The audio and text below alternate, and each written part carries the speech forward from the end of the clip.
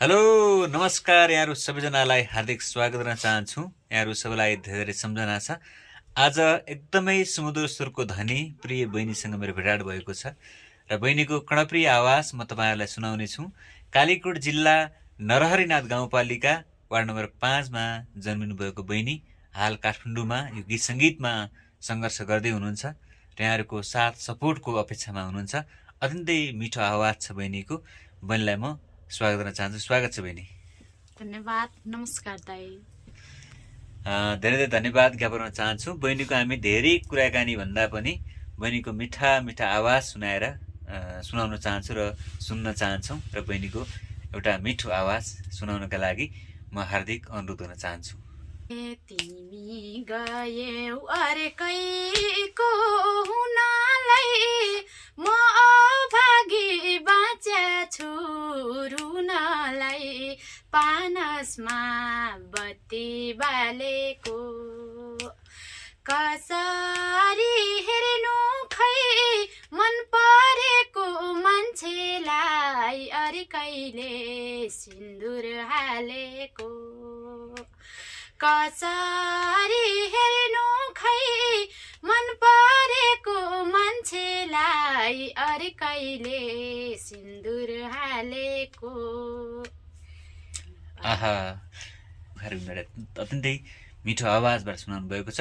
यो स्वर सुन्ने बित्तिकै तपाईँलाई लागिसकेको छ यो आवाज कुनै राष्ट्रिय कलाकारभन्दा कम आवाज छैन। कालीकोट जिल्ला नरहरिनाथ गाउँपालिका वार्ड नम्बर 5 मा जन्मेकी बहिनी गीता बोगटीसँग छौँ आज म र गीता बोगटीको मुखारबिन्दबाट मिठो गीतहरू हामी सुन्नेछौँ, सुनाउनेछौँ र बहिनीको यति राम्रो प्रतिभा छ, स्वर छ र बहिनीलाई हामी सबैले साथ सपोर्ट र हौसला दिनुपर्छ।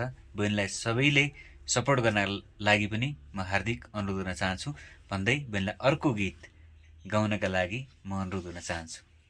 एउटा ठाडी बाका गाउँछु। हे रूपसा मेरो घर नरहरिनाथ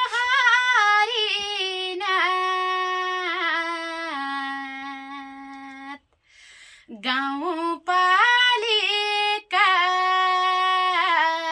रूपसा मेरो घर परदेशका सहर गाउँ घरका दाजु भाइ परदेशका सहर। धन्यवाद। आहा, यो आवाज अत्यन्तै मिठो आवाज, सुन्दाखेरि सुनिराखौँ जस्तो लाग्ने आवाज। गीता बोगटी बहिनीको यो कर्णप्रिय आवाज हामी सुनिरहेका छौँ र तपाईँलाई सुनाइरहेका छौँ। यो आवाज कुनै राष्ट्रिय कलाकारभन्दा कम आवाज छैन र यो आवाज यतिखेर एउटा सीमित एरिया मात्रै थन्किएको आवाज छ। यो आवाजलाई विश्वव्यापीकरण गर्न सबै समक्ष पुर्याउनका लागि हामी यो भिडियो तयार गरिरहेका छौँ। सबैले सेयर गरेर साथ दिनुहोला। यो आवाजलाई धेरैभन्दा धेरै माया गरिदिनुहोला र सबै ठाउँ पुर्याइदिनुहोला भन्न चाहन्छु भन्दै बहिनीलाई कुराकानी भन्दा पनि म गीतै गाउन लगाउन चाहन्छु। फेरि अर्को गीतका लागि अनुरोध गर्न चाहन्छु। भने अर्को कुन गीत गाउने अहिले? देउडा गाउँछु। देउडा? अर्को ल सुरु गरौँ देउडा अर्को पनि। ल कुराकानी हुन हामी गीतै सुनाएर हामी यहाँहरूलाई मनोरञ्जन दिनेछौँ र यो आवाज सबैले सेयर गर्नुहोला। अर्को गीतका लागि अनुरोध गर्न चाहन्छु। न्याउल्या चढिया क्या राम्रो कोटको सेरो चढिया ठाउँ रहेछ मङ्गल न्याउल्या चढिया सैनामा आमाका कोल चढिया बिउजेर जङ्गल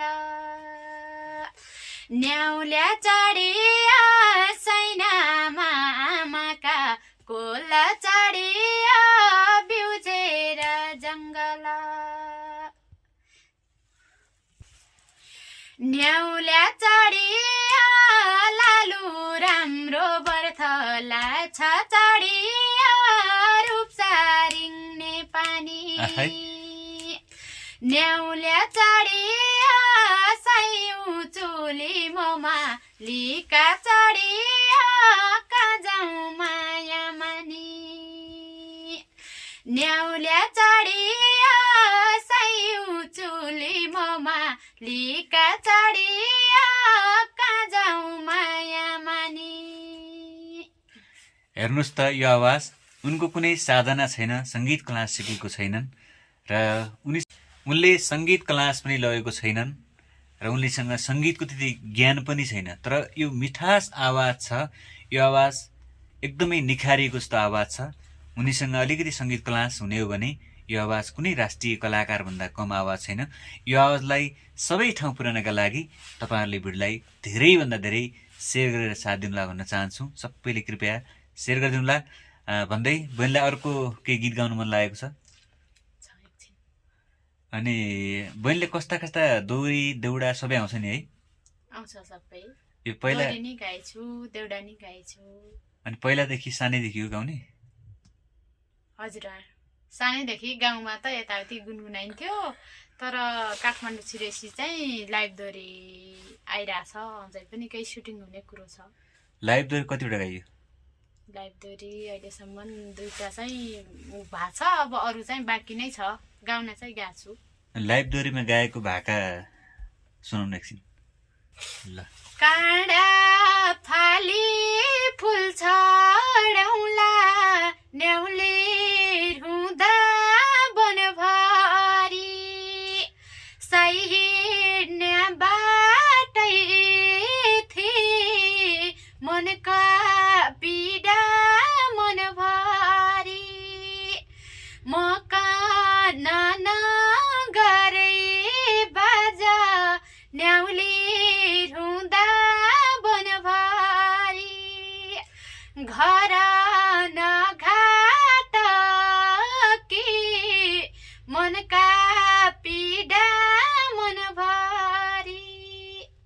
यो चाहिँ हिम्मत दाईले रचना गर्नुभएको, पविन्द्र सुनार दाई र मैले गाछु। अनि खासै स्वरले पनि साथ दिएको छैन, रुगा लागेर त्यस्तै उ भइरहा।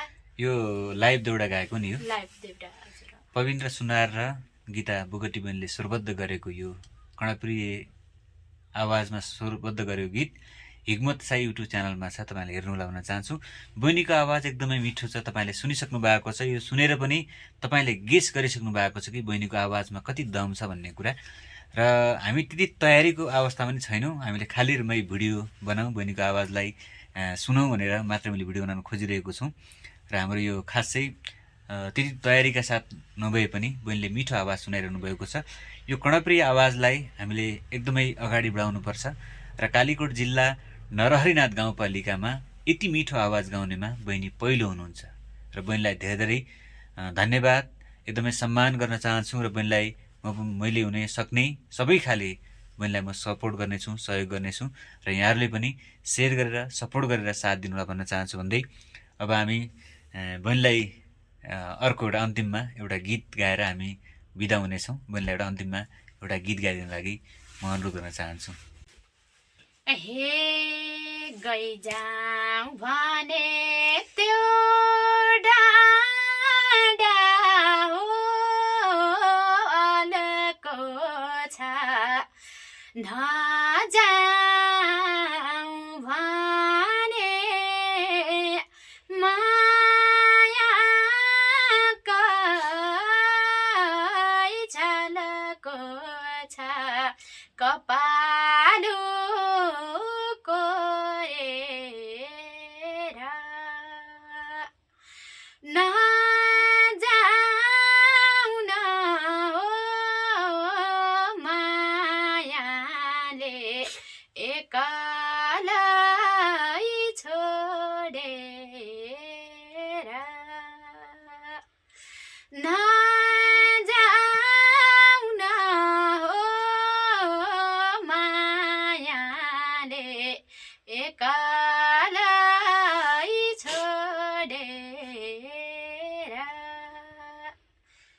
हजुर हेर्नुहोस् त, यो आवाज अत्यन्तै कोइली चरी जस्तो मिठो आवाज गीता बोगटी बहिनीको छ।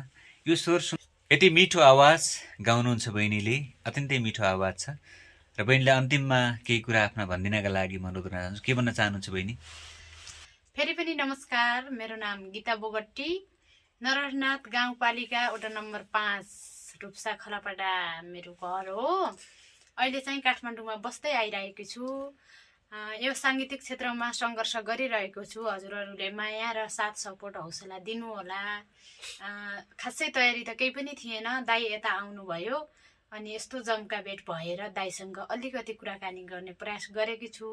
हजुरहरूले माया गरिदिनु होला, जे जस्तो लाग्छ प्रतिक्रिया दिनुहोला। अझै पनि हजुरहरूले माया दिनुभयो भने अझै पनि केही गर्ने, केही हौसला दिनुभयो भने मैले चाहिँ केही गर्ने आँट चाहिँ आउँछ भन्ने। एकदमै सम्मान छ बहिनीलाई। नजिकै बस्नुभएको बहिनीको श्रीमान हुनुहुन्छ र उहाँले एकदमै सपोर्ट गरिरहनु भएको छ र आफ्नो श्रीमतीलाई कलाकार बनाउनका लागि एकदम सपोर्ट गर्नुभएको छ र यहाँहरूले पनि सपोर्ट गर्नुहोला र म पनि सपोर्ट गर्नेछु। यो मिठो आवाज एउटा राष्ट्रिय कलाकार लेभलको आवाज छ र मैले यो साङ्गीतिक कुरा कुनै पनि सिकेको छैन र पहिल्यै रूपमा यति सुन्दर गीत गाउनुहुन्छ। एकदमै धन्यवाद दिन्छु र हाम्रो भाइलाई पनि धेरै धेरै स्वागत छ। नमस्ते, मेरो नाम चाहिँ धीरेन्द्र महातारा, मेरो घर चाहिँ नरहरनाथ गाउँपालिका वडा नम्बर 2। अहिले चाहिँ हामी काठमाडौँ बस्दै आइरहेको छौँ। अहिले चाहिँ यो भिडियो चाहिँ खासमा अहिले त्यस्तो तयारी त थिएन। अहिले जम्का भेट भएर दाइसँग हामीले सानो कुराकानी गर्दै गीत पनि गाएका छौँ। यो सकेसम्म हजुरहरूले लाइक, कमेन्ट, सेयर, सब्सक्राइब गरिदिनु होला। हजुरको माया, हजुरको साथ सपोर्ट नै हाम्रो अब अगाडि बढ्ने बाटो हुनेछ। त्यसैले गर्दाखेरि यो भिडियो अन्तिमसम्म हेरेर सबैजनाले एकदम साथ सपोर्ट गर्नुहोला। धन्यवाद। धेरै धेरै धन्यवाद छ र बहिनीलाई एकदमै धन्यवाद छ। यो मिठो आवाज सबैले सेयर गरौँला। धन्यवाद।